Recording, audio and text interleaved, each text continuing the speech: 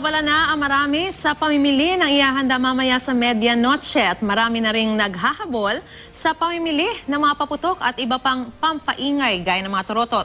Bago natin silipin ang sitwasyon sa mga pamilihan, may babala po ang mga otoridad sa mga nagpupulot ng mga paputok na hindi pa sumabog. Pwede itong pagmula ng disgrasya tulad ng nangyari sa isang batang naputulan ng kamay. Balitang hatid ni Tina Panganiban Perez.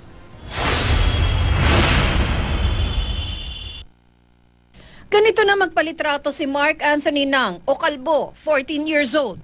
Mula na maputol ang kanan niyang kamay, lagi nakatago sa likod o sa bulsa ang kanang braso.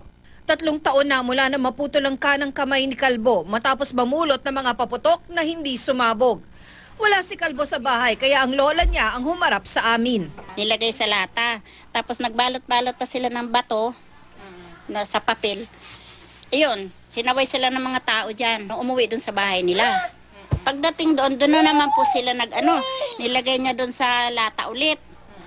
Siguro habang naglalagay silang ganyan, sumabog ulit. Hanggang saan po na po? 11 dito po siguro, 11 inches.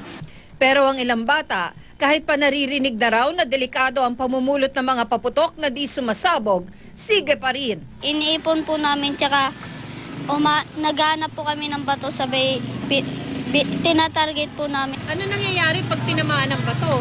Liliyab po. Kunti lang namin nilalagay namin. Di naman namin sinisindihan. Pero babala ng mga otoridad, huwag na maghintay na madisgrasya dahil delikado ang pamumulot ng mga paputok na di sumabog. Pag pinulot mo, kamay ang gagamitin mo dyan, definitely, ikaw ang ma-injure. We also advise na yung mga nag-scavenge ng paputok, even sa umaga, wag natin gawing mamulot. Ilagay na lang sa basura yan, wag nang pulutin by hand, no? Pwede naman sa walis yan, mapuputulan ka ng daliri doon. Buti kung daliri lang, baka kung sa lakas yun, lalo na yung mga pinagbabawal, yung gaya ng mga plapla, yung mga Goodbye Philippines, no? Hindi lang siguro daliri ang mapuputol mo doon, baka buong kamay mo, no?